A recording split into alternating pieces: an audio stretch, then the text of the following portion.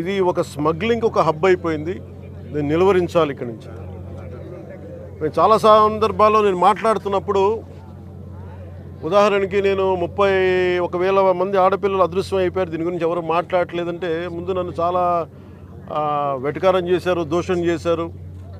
అది కేంద్ర హోంమంత్రిత్వ శాఖ పార్లమెంట్లో చెప్పినప్పుడు కానీ అది నిర్ధారణ కాలేదు. అంటే రీసెర్చ్ చేయకపోతే వచ్చే సమస్యలు. రోజున మేము కూడా మేము వచ్చి దాదాపు 6 నెలలు వస్తూ ఉంది. ఈ 6 నెలల కాలంలో మేము ప్రజలకు చాలా మాట ఇచ్చాం. మేము సంస్కరణలు పట్టుకురావాలి, అవినీతిని అరికడతాం, పారదర్శకత ఉండదు పాలనని, అలాగే వెండెట్ట పాలన పగ ప్రతీకారాలతో ఉండదు, అదే నిలబడ్డాం. అలా అని చెప్పి తప్పులు చేస్తూ వెళ్తూ ఉంటే వాళ్ళని కూర్చొని ఉపేక్షించేది లేదు.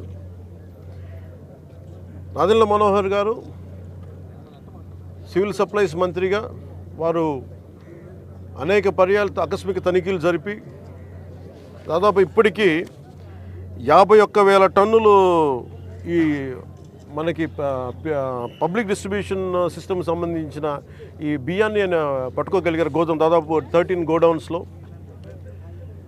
కొండబాబు గారు కొన్ని సంవత్సరాల నుంచి చెప్తా ఉన్నారు, ఈ స్మగ్లింగ్ అరికట్టాలి, అవినీతికి మయమైపోయింది కాకినాడ పోర్ట్ అని. దీని వెనక Kakinada port is become free for all అని చెప్పారు ఇందాక. ఇది ఎలా ఉందంటే ఇప్పుడు వెళ్ళి చూస్తే, దీనికి ఉదాహరణకి ఇక్కడ మీకు ఇన్ఫర్మేషన్ అంటే నేను just to be more authority authentic I'm saying this, మీకు ఇది కొంచెం చదివి చెప్తున్నాను. ఇది మీకు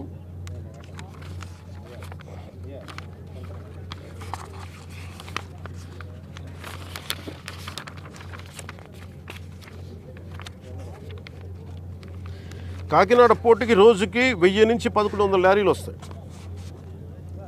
ఇది ప్రపంచంలో వివిధ ప్రాంతాలకి బియ్యం ఎగుమతి చేసే ఆ పోర్టులో చాలా కీలకమైనది. కానీ ఇంత పెద్ద పోర్టుకి ఇందాక ఈ వాళ్ళ సెక్యూరిటీ అధికారిని అడుగుతూ ఉన్నాను, ఎంతమంది ఉన్నారు మీ దగ్గర అంటే 1000 నుంచి 1100 లారీలు వెళ్ళే ఈ పోర్టుకి 16 మంది సెక్యూరిటీ. లారీకి ఎంతమంది ఉన్నారు మీరు అర్థం చేసుకోండి. అసలు విచిత్రంగా మనోహర్ గారు పట్టుకొని కేసులు పెట్టి అధికారులకి చెప్పినా కానీ, అటు పోలీస్ కానీ, రెవెన్యూ కానీ, సివిల్ సప్లైస్ కానీ యాక్షన్ చాలా నామమాత్రంగా తీసుకుంటా ఉన్నాను. నేను చాలా సందర్భాల్లో ఆయన అడుగుతూ ఉన్నాను, క్యాబినెట్ మీటింగ్స్లో అడిగాను ఏం జరుగుతుందని. నేను ఒకటే ఏం చెప్పానంటే, ఇందాక మన మనోహర్ గారికి వీళ్ళకి మనం ఏ యాక్షన్ కనుక మనం ముందుకు తీసుకెళ్ళకపోతే వీళ్ళు ఇన్ని మాటలు చెప్పి దీన్ని ఏమీ ముందుకు తీసుకెళ్ళలేదేంటి అన్న అపవాదం మనందరి మీద ఉంటుంది. మన ఇంటెన్షన్ వేరు, జరుగుతుంది వేరు, మన యాక్షన్స్ దాని కాన్సిక్వెన్సెస్ సరిగ్గా వీళ్ళు సహకరించట్లేదు. ఇది ప్రజల దృష్టిలో పెట్టాలి. ఇది నిన్న ఢిల్లీ నుంచి వచ్చి అసలు యాక్చువల్లీ ఈరోజు నాకు ఈ ప్రోగ్రాం లేదు. నాకు ఈ రోజున నిన్న రాత్రి స్టెల్లా అనే షిప్లో ఇన్ని 100 టన్నులు పట్టుకున్నారు, పనామాకు సంబంధించిన స్టెల్లా అనే షిప్లో. అలాగే ఇక్కడ దాదాపు 1060 ఇక్కడ 1060 మెట్రిక్ టన్నులు ఇక్కడ పట్టుకున్నారు.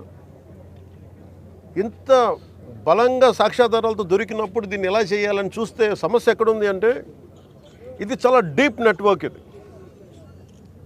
నేను వస్తాను అంటే నిన్న రాత్రి కూడా నాకు చాలామంది ఫోన్లు చేసి మెసేజ్లు ఏం పెడతారు, మీరు రావద్దు సార్ ఇక్కడికి అంటారు. మీరు ఎందుకు రాకూడదంటే ఒక 10,000 మంది జీవితాలు అతలాకుతలం అయిపోతాయని. పోర్ట్ అనేది it is meant for exports.